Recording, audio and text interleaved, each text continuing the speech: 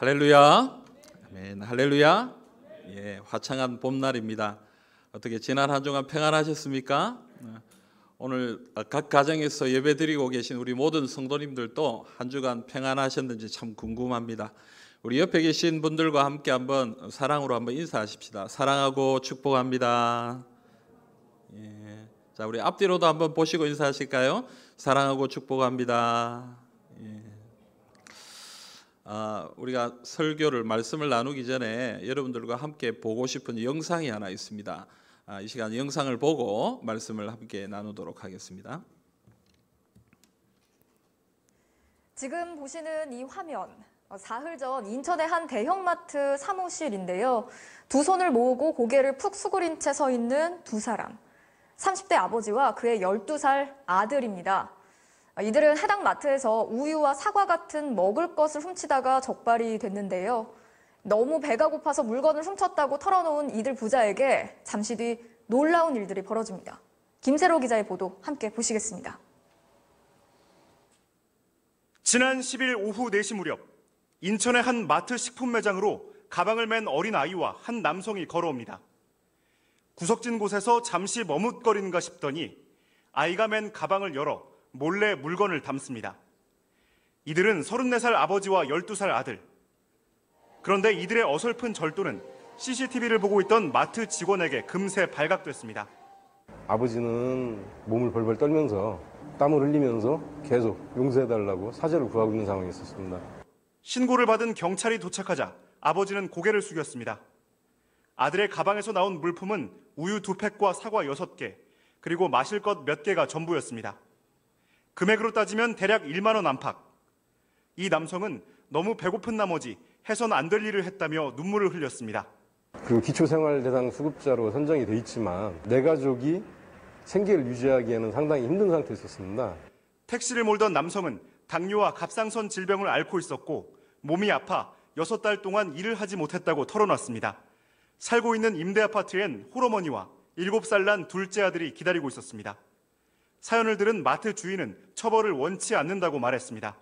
저도 자식을 키우는 입장에서 이건 고발이 아닌 저희가 선도하는 차원에서 경찰도 경미한 사안으로 보고 이들 부자를 훈방 조치했습니다. 다만 이들을 돌려보내기 전 먼저 가까운 식당으로 데려가 따뜻한 국밥을 한 그릇씩 시켜줬습니다. 아침 점심도 다 굶었다고 부자가 그러니까요. 요즘 세상에 밥 굶는 사람이 어디 있습니까? 아이고.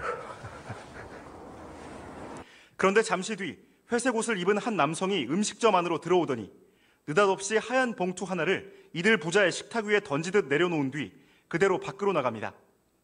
애가 막 따라 나가더라고요. 그래서 여기서 막 얘기한 걸 이렇게 봤는데 그냥 막 애를 밀면서 가지고 가라고. 봉투에는 현금 20만 원이 담겨 있었습니다. 정체 모를 이 남성은 어떻게 이들의 사정을 알았을까? 조금 전 그 마트에서 아버지와 아들이 선처를 구할 때 사무실 바깥에서 보이는 회색 옷, 봉투를 건네고 사라진 바로 그 남성입니다. 우연히 부자의 딱한 사연을 듣고는 현금을 뽑고 일부러 식당까지 따라가 전달한 겁니다.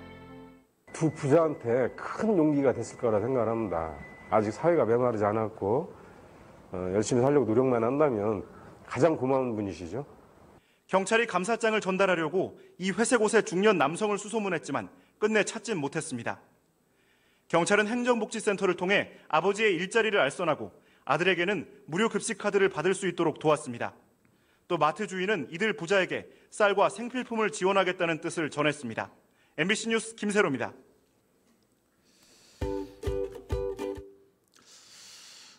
지금 우리는 참 힘들고 어려운 시간들을 지나가고 있는 것 같습니다. 오늘 함께 예배드리고 있는 우리 모든 성도님들 뿐만 아니라 이 땅의 모든 사람들이 참 어려운 순간들을 보내고 있습니다. 그런데 그런 가운데서도 특별히 어려움을 당하는 사람들이 많이 있는 것 같습니다. 그래서 여러분 이번 사순절 기간을 통해서 우리를 위해 자신의 목숨을 내어주신 예수님의 십자가를 묵상하면서 우리의 작은 것이라도 연약한 이웃들을 위해 나누고 사랑으로 섬기는, 그리고 그들을 위해 간절히 기도하는 시간들을 가질 수 있기를 간절히 소망합니다. 우리의 사랑을 통해서 우리 모두가 이 어려움을 극복하게 될 줄로 믿습니다. 우리가 이 사랑을 함께 나눔으로 함께 힘을 내고 서로 격려하는 그런 시간들이 되기를 간절히 소망합니다. 여러분, 옛날 영화긴 하지만 2005년도에 나온 영화인데요. 우주전쟁이라는 영화가 있습니다. 스티븐 스필버그라는 유명한 감독이 만든 영화고요. 톰 크루즈라는 여러분 잘 아시죠, 그죠? 그 배우가 주연을 맡은 영화입니다. 내용은 뭐냐면요, 외계인이 지구들이 죽고 사로잡혀가고 이제 지구가 멸망하기 일보 직전에 있는 그런 상황에서 이 영화의 결말은 아주 허무하게 끝이 납니다. 이 외계인들이 그냥 죽어요. 왜 죽냐면 감기 바이러스 때문에 이 외계인들이 지구에 있는 바이러스 때문에 죽어버려요. 그래서 다시 지구가 회복된다라는 내용을 가지고 있는 영화가 이 우주전쟁이라는 영화입니다. 저는 이 영화를 보면서 두 가지 생각을 했어요. 첫째는 우리가 그냥 쉽게 생각했던 이 바이러스, 감기 바이러스가 이게 참 위험한 것이구나. 실제로 우리가 감기에 대한 치료약이 없다 그래요. 감기가 걸리면 좀 쉬는 것, 그냥 영양가가 있는 음식을 많이 먹고 좀 푹 쉬어야 낫는다 이렇게 얘기하지, 그것에 대해 합당하게 어떤 치료약을 주는 것이 잘 없다 그래요. 그러니까 감기가 얼마나 무서운 것인가, 그것을 우리에게 가르쳐 주는 것이고, 두 번째는 여러분, 어떤 강력한 과학의 힘도 이 자연의 힘을 이길 수 없다라는 것을 보여주는 것 아닌가, 이런 생각을 하게 되었습니다. 여러분, 오늘 우리는 이 영화의 현실을 지금 직접 경험하고 있습니다. 코로나 바이러스. 이 코로나 바이러스 우리가 잘 알듯이 감기를 일으키는 3대 바이러스 중에 하나고요. 이 생긴 모양 자체가 왕관 모양으로 돼 있다 그래서 이 라틴어로 왕관이라는 뜻의 코로나라는 이름을 쓰고 있습니다. 근데 우리가 잘 아는 이 메르스라든지 사스라든지 이런 것도 다 이 코로나 바이러스 종류에 들어가요. 이번에 우리가 지금 감염되고 있는 이 코로나19도 이 코로나 바이러스 안에 하나입니다. 여러분, 지금 우리가 살고 있는 시대는 굉장한 기술과 또 부요함과 그리고 능력을 가진 시대입니다. 그런 시대에 있음에도 불구하고 우리는 지금 바이러스에 무릎을 꿇고 마는 것입니다. 세계 최강을 다투는 미국, 중국도 이 코로나 바이러스 때문에 당황하고 무너지고 어려움을 당하고 있습니다. 그런 상황과 형편들을 볼 때에 우리가 가지고 있는 힘이라는 것이, 이 세상이 가지고 있는 힘과 권세와 능력이라는 것이 참 헛되구나, 참 이게 별것 아니구나, 연약한 것이구나 하는 생각을 가져보게 되는 것입니다. 사랑하는 성도 여러분, 오늘 우리가 읽은 이 시편 2편도 이와 비슷한 이야기를 하고 있습니다. 우리 1절 말씀을 같이 한번 읽어봅시다. 1절입니다. 어찌하여 이방 나라들이 분노하며 민족들이 헛된 일을 꾸미는가. 아멘. 여러분, 오늘 말씀에서 시편 기자는 이방 민족, 나라들이 그리고 민족들이 왜 헛된 일을 꾸미는가 이렇게 얘기합니다. 예전에 개역 한글에서는 뭐라고 됩니까? 허사를 꾸미는가, 헛된 일, 이런 쓸모없는 일을 왜 꾸미는가 이렇게 얘기하는 것이죠. 여러분, 오늘 우리가 읽은 이 시편 2편에 나오는 이 헛된 일이 무엇인가, 이 허사라는 것이 무엇인가, 오늘 말씀을 통해 함께 생각해 보기를 원합니다. 여러분, 오늘 말씀이 얘기하는 이 헛된 일이 무엇입니까? 2절 3절에 그 내용이 나와 있습니다. 2절 3절 같이 읽어봅시다. 세상의 군왕들이 나서며 관원들이 서로 꾀하여 여호와와 그의 기름 부음 받은 자를 대적하며 우리가 그들의 맹것을 끊고 그의 결박을 벗어버리자 하는도다. 아멘. 여러분, 2절 3절에서 말하는 건 무엇입니까? 여호와 하나님과 그의 기름 부음 받은 자를 대적하자 이렇게 얘기합니다. 그럼 간단하게 얘기하면 무엇입니까, 여러분? 하나님을 대적하자라고 하는 이 이야기가 헛된 일이다라고 얘기하는 거예요. 시편 2편을 보면요, 보통 우리가 시편에 보면 이 시편 앞에 가로로 해서 그 앞에 뭐라고 적혀 있습니까? 누가 쓴 시, 다윗이 쓴 시, 뭐 모세가 쓴 시, 이런 식으로 이 저자가 기록이 되어 있는 시들을 보게 됩니다. 근데 이 시편 2편은 누가 썼는지 기록이 나와 있지 않아요. 누가 썼는지 잘 몰라요. 그런데 많은 사람들이 내용을 검토해 볼 때 이 내용으로 볼 때 다윗이 쓴 시가 아니겠는가라고 생각합니다. 그래서 여러분 그런 관점에서 볼 때 오늘 하나님과 기름 부음 받은 자라고 한다면 1차적으로 하나님으로부터 기름 부음 받은 다윗 왕을 이야기하는 것이다 이렇게 볼 수 있습니다. 그러니까 하나님과 기름 부음 받은 자를 대적하는 자들이라는 것은 하나님께서 세우신 왕인 다윗을 무너뜨리려고 공격하는 내부의 혹은 외부의 그런 적군들을 이야기하는 것이다 이렇게 얘기할 수 있습니다. 그런데 여러분 오늘 본문을 거기서 멈추지 말고 조금 더 범위를 넓혀서 생각해 본다면 오늘 하나님께서 기름 부음 받은 자는 다윗만을 얘기하는 것이 아니고 다윗의 자손으로 이 땅에 오시는 예수 그리스도에게까지 이어질 수 있다라고 얘기할 수 있는 거예요.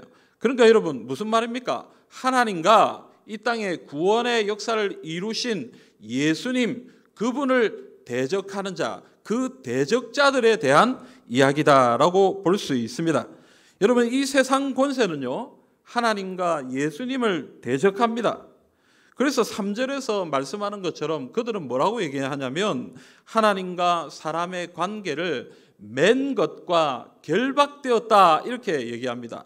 하나님과 사람의 관계는 사랑의 관계인데 근데 이 대적자들은 뭐라고 얘기하냐면 너희들은 지금 하나님께 매였다. 너희들은 하나님께 결박되었다. 그러니까 그것을 끊고 자유로워져라. 하나님과의 관계를 끊어버리고 자유를 누려라 라고 사람들을 유혹하는 것입니다. 여러분 이런 내용은 어디에 나옵니까? 창세기 3장 나옵니다. 뱀이 하와와 아담을 유혹합니다. 뭐라고 유혹합니까? 하나님이 선악과를 먹지 말라고 하더냐? 근데 이 선악과를 먹으면 너희들이 하나님과 같이 될 수 있다. 하나님과 그렇게 약속에 매이지 마라. 너희가 이 선악과를 먹고 하나님처럼 되어서 능력 있는 삶을 살아라 라고 뱀이 하와와 아담을 유혹하는 것입니다. 여러분 창세기 11장에 보면 우리가 잘 아는 바벨탑 이야기가 나옵니다. 여러분 거기에 나오는 사람들은 노아 홍수 이후의 사람들이에요. 그들이 왜 바벨탑을 쌓았겠습니까? 하나님이 홍수를 일으켜서 모든 사람을 멸망시킨 그 역사를 아는 거예요. 그러니까 하나님으로부터 우리가 벗어나기 위해서 하나님의 그 징계와 심판으로부터 벗어나기 위해서 어떻게 하는 것입니까?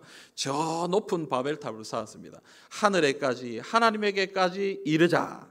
그러면 하나님이 홍수를 내린다 할지라도 우리가 멸망되지 않을 것이다 라고 하면서 바벨탑을 쌓은 것입니다. 여러분 이런 이야기들을 볼 때 우리는 깨닫게 되는 게 있어요. 그게 뭡니까 여러분? 죄가 가지고 있는 본성이 무엇이냐? 인간이 가지고 있는 죄는 어떤 성질을 가지고 있느냐면 하나님을 대적하는 거예요. 하나님을 벗어나서 자꾸 다른 것을 의지하고 자기를 의지하고 자기 말고 또 다른 어떤 존재를 의지하는 그런 성질을 가지고 있다라는 것입니다. 오늘 이 자리에 있는 우리도 죄의 본성을 가진 사람들이에요. 물론 우리가 하나님을 막 욕하고 하나님을 공격하는 그런 모습을 보이진 않지만 죄의 본성을 가진 자로서 우리의 삶에도 그런 특성들이 나타나는데요. 언제 그런 특성들이 나타납니까? 하나님 의지하지 않고 자꾸 나를 의지하는 거예요. 내 힘, 내 능력, 내 생각, 내 뜻, 내가 가지고 있는 물질, 내가 가지고 있는 능력, 지식 이런 것들을 의지하는 그것 자체가 사실은 죄의 본성이다라고 말할 수 있는 것입니다. 그런 사단과 사람들의 노력, 이 하나님을 대적하는 그런 모습을 향해 하나님이 뭐라고 말씀하십니까? 허사다, 헛된 일이다. 이런 것은 다 헛된 일이다. 너희가 아무리 너희의 힘을 의지하고 너희의 능력을 의지하고 다른 우상을 섬긴다 해도 그 모든 것은 헛된 일이다. 그리고 하나님이 웃으십니다. 오늘 말씀해 보면 웃으셨다라고 얘기합니다. 여러분 여기서 말하는 웃는 것은 어떤 웃음을 얘기하는 거예요? 비웃음입니다. 비웃음. 잘못된 길을 가는 죄의 길을 가는 백성들을 향하신 하나님의 비웃음. 그것이 헛된 일이다라고 말씀하시는 하나님의 웃음이다라고 볼 수 있는 것입니다. 사랑하는 성도 여러분, 사람이 하나님을 벗어나 어떤 힘과 능력, 어떤 존재를 붙드는 것은 헛된 일입니다. 이 모든 것이 헛된 일이다라는 사실을 우리는 깨달아야 합니다. 요즘 우리는 이것을 확실하게 깨닫고 있습니다. 이 세상에 많은 힘과 돈과 권세와 기술과 능력을 가지고 있어도 여러분 한낱 바이러스에 우리가 무너지고 마는 것입니다. 이길 수가 없는 것입니다. 우리 인생은 그렇게 연약한 존재입니다. 우리는 그렇게 하나님을 붙들어야 하는 존재로 이 땅에 만들어져 있다라는 사실을 우리는 기억해야 하는 것입니다. 그러므로 여러분, 하나님을 굳게 붙드시고 주님 앞에 나아가는 하나님의 백성들이 되시기를 우리 주님의 이름으로 기원합니다. 여러분, 우리가 우리의 이 연약함을 깨닫게 되었다면 어떻게 해야 되겠습니까? 오늘 말씀은 분명하게 얘기합니다. 11절, 12절 말씀 우리 같이 한번 읽어보십시다. 11절, 12절 말씀입니다. 여호와를 경외함으로 섬기고 떨며 즐거워할지어다. 그의 아들에게 입맞추라. 그렇지 아니하면 진노하심으로 너희가 길에서 망하리니 그의 진노가 급하심이라. 여호와께 피하는 모든 사람은 다 복이 있도다. 아멘. 여러분, 오늘 말씀은 뭐라고 얘기합니까? 하나님을 경외하고 그를 섬기라라고 얘기합니다. 그의 아들에게 입맞추고 그를 따라야 한다라고 말합니다. 결론적으로 뭐라고 얘기합니까? 하나님께 피하는 자는 복이 있도다, 이렇게 얘기합니다. 우리가 하나님께 피해야 된다. 하나님께 나아가야 된다. 하나님을 붙들어야 한다. 하나님을 붙드는 자들이 복이 있다라고 오늘 말씀이 얘기하는 것입니다. 여러분, 왜 하나님을 붙들어야 합니까? 오늘 말씀은 한 가지 더 설명하는 것은요, 하나님과 그의 아들의 권능이 강력한 것이다 라고 표현하고 있습니다. 여러분, 오늘 시편 2편 9절 말씀을 한번 보십시오. 내가 철장으로 그들을 깨뜨리며 질그릇같이 부수리라 하시도다. 아멘. 여러분, 아들에게 권세를 주시는데 어떤 권세를 주십니까? 철장으로. 철장은 철로 만든 막대기 지팡이입니다. 이걸로 깨부시는데 어떻게 깨부신다는 거예요? 질그릇을 깨뜨리듯이 그것을 부수어 버린다라고 얘기하는 거예요. 하나님과 그의 아들이 가지신 권세가 이 세상의 권세와 비교해 볼 때 그와 같이 강력하고 그와 같이 능력이 있다라고 오늘 말씀이 이야기하는 것입니다. 그러니까 이 권세를 붙들고 주님 앞에 나아가야 된다. 오늘 말씀이 우리에게 그걸 가르쳐 주시는 것입니다. 여러분, 다윗이 왕으로 세워져 있었을 때에 다윗을 무너뜨리려던 세력들이 많았습니다. 그의 아들도 그를 죽이려 했고 많은 대적들이 다윗을 공격했습니다. 많은 외부의 이방 민족들이 다윗을, 이스라엘을 공격했습니다. 그러나 하나님은 다윗을 도와주셨고 하나님의 능력으로 다윗은 승리할 수 있었습니다. 여러분, 다윗의 자손에서 나신 예수 그리스도도 마찬가지입니다. 이 땅에 오셔서 구원의 역사를 감당할 때에 사단은 자꾸 예수님을 무너뜨리려고 했습니다. 예수님이 이 땅에 태어나셨을 때 헤롯 왕을 통해서 아기들을 다 죽였습니다. 그러나 예수님은 살아나셨습니다. 광야에서 하나님 아버지 앞에 기도할 때에 마귀가 예수님께 나아가서 예수님을 넘어뜨리려 시험했습니다. 그러나 예수님은 성령 충만함으로 그것을 이겨내셨습니다. 그리고 마지막 사단이 예수님을 십자가에 못 박아 죽였습니다. 그러나 예수님은 그렇게 죽은 것으로 끝나지 않았습니다. 3일 만에 부활하셔서 사망 권세를 이기시고 이 땅의 모든 악한 권세를 이기시고 하나님의 나라를 세우시고 구원의 역사를 이루셨습니다. 그것을 창세기 3장 15절이 이렇게 표현하고 있습니다. 우리 같이 한번 읽어보십시다. 내가 너로 여자와 원수가 되게 하고 내 후손도 여자의 후손과 원수가 되게 하리니 여자의 후손은 내 머리를 상하게 할 것이요 너는 그의 발꿈치를 상하게 할 것이니라 하시고. 아멘. 여러분, 여자의 후손이 누굽니까? 바로 예수 그리스도입니다. 뱀이, 사단이 예수님의 발꿈치를 상하게 할지는 모르겠지만 예수님을 죽일 수는 없습니다. 도리어 뭐라고 얘기합니까? 예수님께서 뱀의 머리를 밟으셨다라고 얘기하는 것입니다. 사단이 예수님을 넘어뜨리고 이 땅의 구원의 역사가 이루어지지 못하게 막아서지만 하나님의 능력으로 예수 그리스도의 권능으로 사단의 머리를 밟으심으로 승리하시고 이 땅에 구원의 역사를, 하나님의 나라를 세우셨다라고 오늘 말씀이 이야기하고 있는 것입니다. 세상의 많은 권세들은 사라졌지만 예수님의 권세와 능력은 아직도 이 땅 가운데 역사하고 있습니다. 그러므로 오늘 시편 기자는 우리에게 하나님을 붙드는 것이, 하나님의 아들의 능력을 붙드는 것이 참 지혜요 참 교훈이다라고 강조하고 있습니다. 사랑하는 성도 여러분, 하나님을 붙드시기를 바랍니다. 지금 어려운 시기를 보내고 계신 우리 모든 성도님들, 각 가정에서 예배드리고 계시는 모든 성도님들, 우리가 붙들어야 할 것은 하나님입니다. 예수 그리스도입니다. 그 능력을 붙들고 주님 앞에 나아가야 됩니다. 오늘 주님께서 이 말씀을 통해 우리에게 이것을 말씀하고 계십니다. 여러분, 하나님께 피한다는 것은 하나님을 피난처로 삼는다는 것을 얘기합니다. 시편 46편 1절부터 3절 말씀을 우리 같이 한번 읽어보십시다.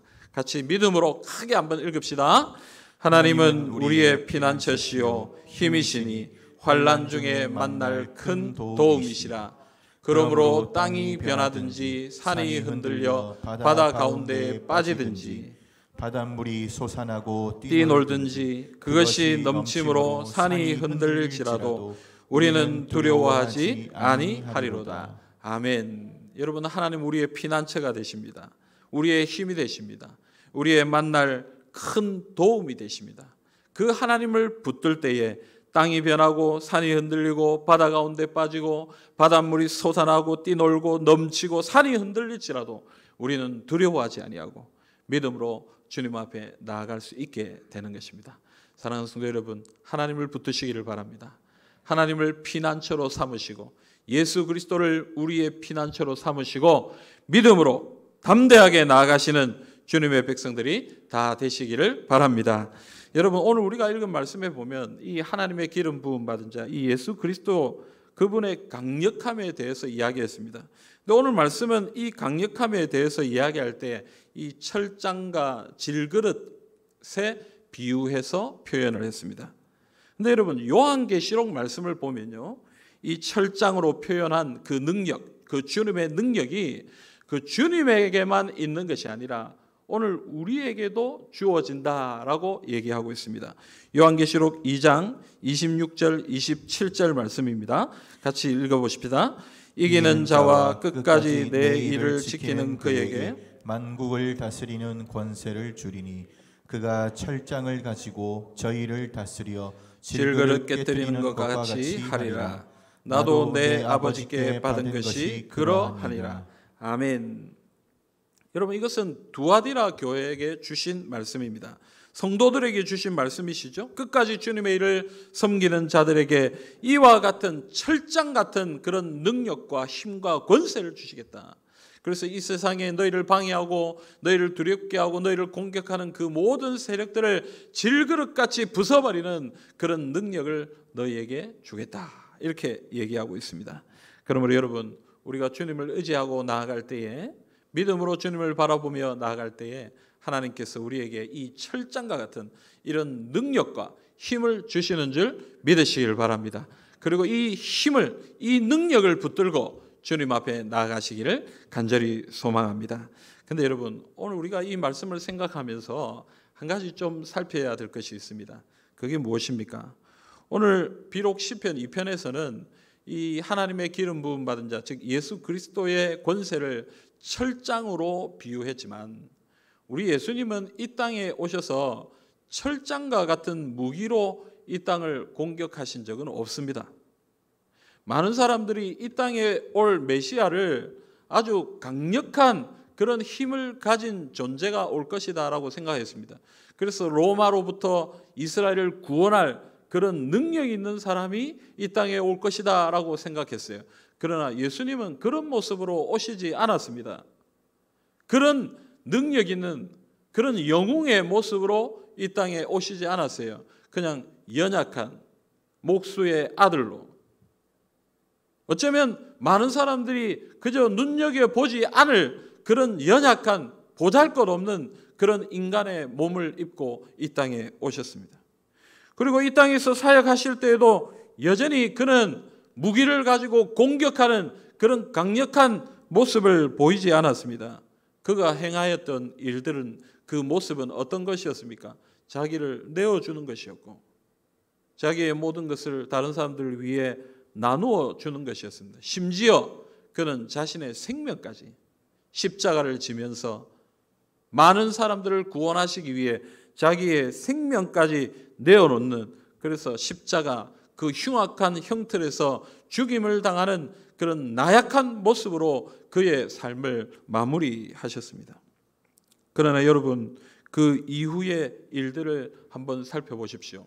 그렇게 강력했던 그런 힘이 있었던 나라와 권세자들은 다 사라졌지만, 그러나 연약하게 십자가를 지고 죽임을 당하셨던 예수 그리스도는 아직도 이 땅에 살아계시고 많은 사람들을 변화시키고 이 세상을 이끌어가고 새롭게 하시고 정복하고 있다라는 사실을 기억할 수 있기를 바랍니다.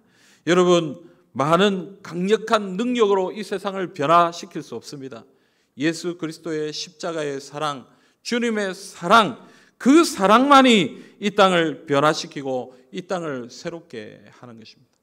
그러므로 우리가 붙들어야 할 능력이 무엇입니까? 우리가 붙들어야 될 그 어떤 권세가 무엇입니까? 그것은 오늘 말씀이 우리에게 가르쳐 주시는 것은 사랑을 붙들어야 된다라고 얘기하는 것입니다. 요한일서 4장 10절 말씀 우리 같이 읽어봅시다. 요한일서 4장 10절입니다. 사랑은 여기 있으니 우리가 하나님을 사랑한 것이 아니요 하나님이 우리를 사랑하사 우리 죄를 속하기 위하여 화목 제물로 그 아들을 보내셨습니다. 아멘. 여러분, 하나님의 사랑이 무엇으로 표현될 수 있습니까? 예수 그리스도의 십자가로 표현될 수 있는 것입니다. 하나님이 이 땅을 사랑하시는 것을 무엇으로 표현하셨습니까? 하나님이 내가 너희를 사랑한다, 내가 너희를 새롭게 하기를 원한다 하는 그 하나님의 마음을 무엇으로 표현하셨느냐? 예수 그리스도의 십자가의 사랑으로 표현하셨습니다. 그리고 그 십자가의 사랑으로 이 땅에 많은 사람들을 구원하셨고 사람들을 변화시키셨고 이 세상을 변화시키셨습니다. 그러므로 여러분, 이 땅을 정복하고 변화시키는 강력한 힘과 능력은 무엇이냐면 주님의 사랑입니다. 우리는 이 사랑을 붙들어야 되는 것입니다. 그리스도인들은, 주님의 몸된 교회는 이 사랑을 붙들고 온 땅을 향해 나아가 섬겨야 하는 것입니다. 여러분, 사랑이 무엇입니까?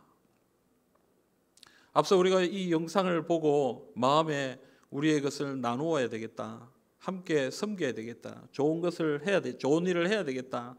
여러분, 그것도 사랑일 수 있습니다. 그런데 여러분, 고린도전서 13장 1절부터 3절에 보면요, 좀 다른 이야기를 하는 것을 우리가 볼 수 있습니다. 같이 한번 읽어보십시다. 1절부터 3절입니다. 내가 사람의 방언과 천사의 말을 할지라도 사랑이 없으면 소리나는 구리와 울리는 꽹과리가 되고, 내가 예언하는 능력이 있어 모든 비밀과 모든 지식을 알고 또 산을 옮길 만한 모든 믿음이 있을지라도 사랑이 없으면 내가 아무것도 아니요 내가 내게 있는 모든 것으로 구제하고 또 내 몸을 불사르게 내줄지라도 사랑이 없으면 내게 아무 유익이 없느니라. 아멘. 여러분, 우리가 사람의 방언과 천사의 말, 아름다운 말들을 할지라도 또 예언하는 능력이 있고 모든 비밀과 모든 지식을 알고 산을 옮길 만한 모든 믿음이 있어도 또 내 몸을 불사르게 내어주는 그런 희생의 삶을 산다 할지라도 사랑이 없으면 아무것도 아니다라고 얘기하고 있는 것입니다. 여러분, 무슨 얘기입니까? 착한 일, 선한 일, 위대한 일 행하는 그 근본, 그 가장 밑에 근본적인 원인을 살펴볼 때 사랑이 없을 수도 있다라는 것을 얘기하는 것입니다. 우리가 착한 일을 행하면서도 사랑하지 않고도 할 수 있다는 것입니다. 선한 일을 행하면서도 사랑이 없이도 그런 일을 행할 수 있다라는 것입니다. 어떤 때는 나의 이름을 드러내기 위해서, 우리의 좀 잘남을 나타내기 위해서 다른 사람들에게 우리의 이 선행을 자랑하고 싶은 마음에, 우리가 부흥되기를 소원하는 마음에 착한 일을 하고 선한 일을 하고 위대한 거룩한 그런 일들을 할 수도 있다라고 얘기하는 것입니다. 주님이 말씀하시는 것은요, 행위가 중요한 것이 아니라 먼저 무엇이 있어야 한다라고 얘기하는 것입니까? 사랑이 있어야 된다. 우리가 선한 일을 하고 거룩한 일을 하고 그것이 중요한 것이 아니고요, 사실은 사랑이 먼저 우리의 마음에 있어서 그 사랑을 가지고 선한 일을 하기를 원하고 거룩한 일을 하기를 원하고 하나님의 일을 하기를 원하는 그런 모습들이 나타나야 된다라고 얘기하는 것입니다. 사랑하는 성도 여러분, 오늘 우리의 마음을 한번 살펴볼 수 있기를 바랍니다. 저는 앞서 봤던 영상을 보면서 그 경찰 아저씨가 참 마음에 와닿았어요. 여러분, 경찰 아저씨는 얼마나 무서운 사람입니까? 경찰이 오면 저는 끔찍끔찍 놀래요. 죄를 지은 것도 없는데 경찰이 가지고 있는 그런 어떤 이미지가 있어서 오면은 겁이 나요. 그런데 여러분, 그 불쌍한 사람들을 볼 때 눈물이 나는 거예요. 그 강한 아저씨도, 그 강한 경찰도 마음에 긍휼의 마음이 생기는 거예요. 눈물이 나는 거예요. 아니, 요즘 밥 못 먹는 사람도 있습니까? 눈물이 나는 거예요. 사랑하는 여러분, 오늘 우리에게 이 마음이 좀 있어야 되겠다 싶습니다. 하나님 아버지의 마음입니다. 하나님께서 이 땅을 바라보면서 안타깝게 여기는 마음, 저 죄악 가운데 죽어가는 저들을 바라보면서 어떻게 저들을 구원할 수 있을까 하고 생겨나는 그 긍휼의 마음, 그 사랑의 마음, 그 사랑의 마음으로 하나님은 자신의 아들이신 예수 그리스도를 이 땅에 보내신 것입니다. 그 사랑을 시작으로 기초로 하여 하나님의 구원의 역사가 시작된 것입니다. 이 땅에 이루어진 것입니다. 그러므로 여러분, 오늘 우리에게 이 마음이 있어야 됩니다. 사랑의 마음이 있어야 됩니다. 안타까워하는 어려움 가운데 있는 여러 가지 역경과 고난 가운데 있는 이 땅을 바라보면서 하나님 긍휼히 여겨 주십시오. 하나님, 이 땅에 하나님의 은혜가 필요합니다. 하나님, 우리는 너무 연약한 자들입니다. 우리의 힘으로 우리의 능력으로 이 일을 해결할 수가 없습니다. 하나님, 이 땅을 긍휼히 여겨 주십시오. 이 땅을 도와주시옵소서. 하나님, 이 땅을 새롭게 해 주시옵소서. 여러분, 이 사랑의 마음, 이 긍휼의 마음을 가지고 하나님 앞에 엎드려 기도하고 우리의 작은 것을 나누고 섬기고 행동해야 하는 것을 오늘 말씀이 우리에게 가르쳐 주고 있는 것입니다. 사랑하는 성도 여러분, 오늘 우리의 마음을 한번 살펴볼 수 있기를 간절히 소망합니다.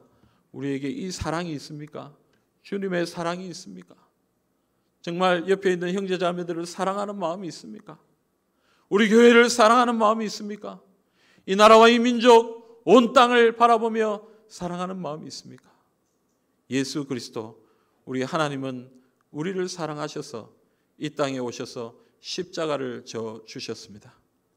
오늘 우리가 주님의 이 십자가 사랑을 기억하면서 우리도 주님의 사랑 가지고 하나님이 우리에게 주시는 마음을 가지고 이 땅을 섬겨가기를 작정하고 결단하는 우리 모든 성도님들이 다 되시기를 주님의 이름으로 기원합니다.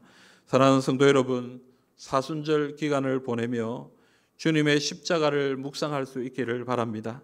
이 세상 권세와 힘은 능력이 없습니다. 헛된 것입니다. 우리는 오직 하나님을 붙들어야 합니다. 하나님을 우리의 피난처로 삼고 나아가야 합니다. 하나님의 능력은 사랑입니다.